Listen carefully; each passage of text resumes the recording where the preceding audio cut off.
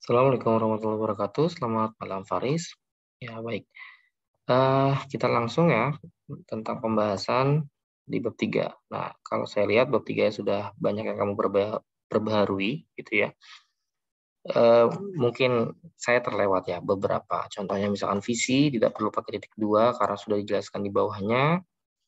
Lalu tentang struktur organisasi, nah ini sudah dijelaskan oleh kamu nih.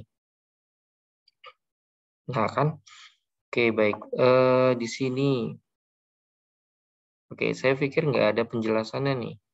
Nah, ternyata kamu sudah jelaskan di sini, gitu ya. Oke. Nah, saran saya, Faris, penjelasan ini lebih baik ditaruhnya di bawah dari si flowchart-nya atau struktur organisasinya, gitu ya. Boleh dalam bentuk poin atau bentuk paragraf, gitu ya. Agar lebih mewakili gitu ya. Karena kan orang visual dulu, baru penjelasan di bawahnya. Oke, untuk ini sudah diperbaiki. Oke, nah mungkin yang terlewat ya, itu adalah menu. Ya, kalau nggak salah kemarin saya minta foto menu ya. Gitu ya, nanti coba kamu confirm lewat WA ya. Apakah bisa kamu masukkan foto menunya gitu ya di sini gitu ya. Dari foto menu itu kan kita bisa kebayang ya. Apa saja yang dijual oleh warung mie ini. Oke, itu saja untuk bab 3. Nah, kemudian bab 4. Oke, di bab 4 ini yang perlu diperbaiki pertama adalah ini kurang enter ya. Jadi enter sekali. Lalu proses produksinya make to stock ya. Oke, jadi membuat untuk disimpan. Oke, ini sudah diperbaiki, sudah lebih bagus ya dari sebelumnya. Oke, pertama proses membeli, menyiapkan bahan yang dibutuhkan. Nah, ini mungkin dicek, ini ada tanda panah.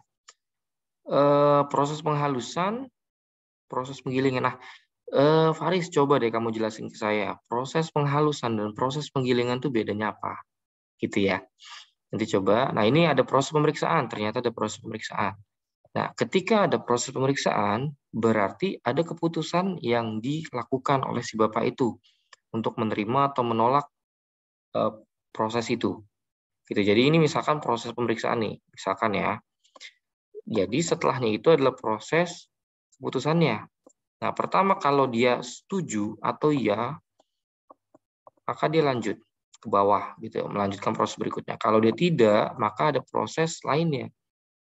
Gitu ya. Nah, proses lainnya itu bisa langsung looping, ini saya analogin aja ya, bisa langsung kembali ke sebelumnya, atau ada proses dahulu, kemudian nanti baru kembali, atau bahkan dia lanjut, gitu ya. Jadi tergantung alurnya gitu ya, gimana. Oke, baik. Oke, nah ini jangan lupa besar, flow, F, P, dan B-nya gitu ya. Jadi setiap huruf pertama di keterangan gambar dan tabel itu besar. Oke, nah ini kemarin sudah saya bahas detail ya. Saya percaya sudah diperbaiki gitu ya.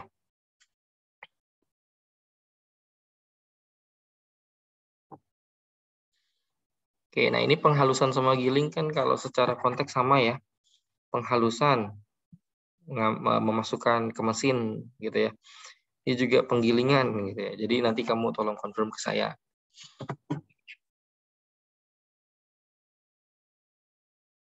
Oke, nah bentar. Ini proses pemeriksaan bakso.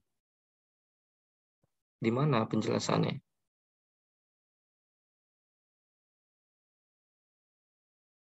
Oke, proses pemeriksaannya lebih ke proses penggilingan ya. Oke. Nah, ini proses atau cara pemeriksaannya perlu ini ya, perlu dikasih tahu gimana gitu ya. Lalu juga ternyata saya ada yang kelewat nih.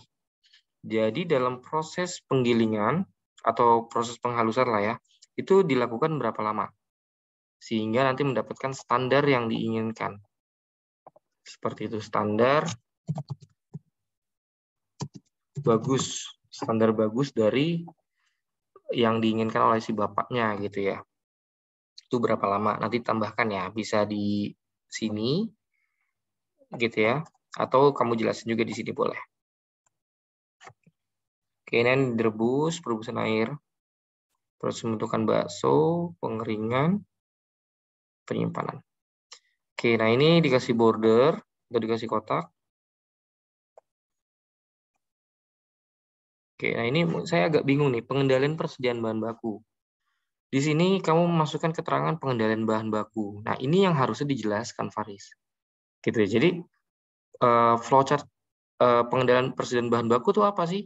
Ini, gitu ya. Semua secara lingkup keseluruhan, ini adalah proses pengendalian persediaan bahan baku. Seperti judulnya, gambar 4.12, flowchart pengendalian persediaan bahan baku. Gitu. Jadi jangan ada keterangan atau aktivitas pengendalian bahan baku di sini. Gitu ya. Nah, kamu coba cari ya, ini apa gitu ya. Apa yang dilakukan sebelum bahan baku datang gitu ya. Jadi kan konteksnya adalah bahan baku datang gitu ya. Atau gini, ini langsung bisa pemeriksaan bahan baku gitu ya. Pemeriksaan bahan baku, lalu di sini ada keputusan pemeriksaan bahan baku. Nah, tapi dikasih kondisionalnya. Kondisionalnya apa kalau diterima, kalau tidak. Misalkan bahan baku lebih dari 5 kilo gitu ya.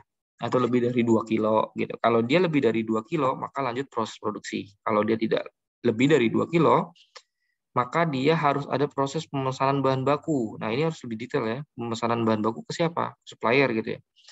Lalu penerimaan bahan baku gitu ya. Lalu apakah dari penerimaan ini langsung ke proses produksi gitu ya? Ya, mungkin iya, mungkin enggak gitu ya. Bisa langsung di proses produksi atau juga bisa masuk dulu ke gudang penyimpanan sementara. Seperti itu ya. Lalu jangan lupa nih setiap ujungnya dikasih panah biar kita tahu arahnya kemana. Gitu ya Faris ya.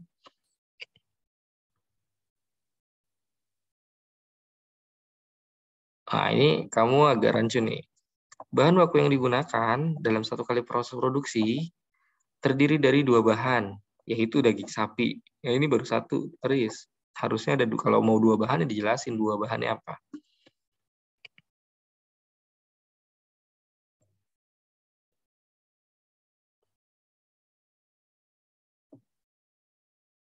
Oke, nah ini belum dijelasin ya. Ini tentang pemeriksaannya, belum dijelasin seberapa banyak sih yang harus ada gitu ya. Nah ini proses produksinya nggak perlu dijelasin lagi, Waris. Maaf ya. Ini nggak perlu dijelasin lagi karena kita udah tahu sebelumnya. Gitu. Oke, nah bagus. Bahan baku kamu bagi dua ya, bahan tambahan. Oke, ini kurang spasi. Oke, nah jadi dalam proses ini, flowchart pengendaliannya, yang kamu harus jelaskan adalah ini. Ini yang juga cukup terpenting nih. Jadi kondisional apa yang menyebabkan kita harus membeli dan tidak membeli, gitu. Lalu untuk tabelnya, tabel pemesanan. Persediaan tanggal 1 kilo. Pemesanannya 44 kilo, lead time 45 menit. Nah, lalu mungkin gini kali ya. Ketiganya total, ini total 5. Oke, 5, tanggal 3 baru dipakai.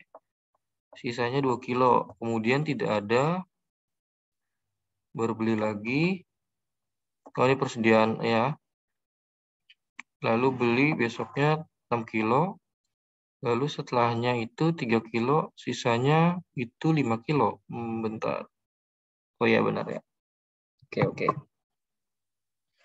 Oke, nah mungkin juga yang perlu dijelaskan adalah dari 3 kilo ini atau dari satu kali proses produksi, khususnya dagingnya ya, 3 kilo ini menghasilkan berapa buah bakso gitu ya, berapa buah bakso agar diketahui gitu ya. Lalu juga dalam, kan ini kan make to stock-nya adalah make to stock apa namanya, baksonya ya. Atau bisa juga baksonya dikiloin lagi gitu ya. Jadi berapa kilo bakso. Apakah jadi lebih banyak atau enggak. Nah itu perlu informasi itu ditambahkan. Nah informasi itu bisa nanti dijelaskan di bagian pengendaliannya lah ya. Nanti kamu mau coba selipin aja. Seperti itu. Oke. Baik, itu dulu deh Faris. Nanti mungkin kalau ada yang mau ditanyakan bisa ditanyakan. Ya, terima kasih. Saya tutup. Assalamualaikum warahmatullahi wabarakatuh.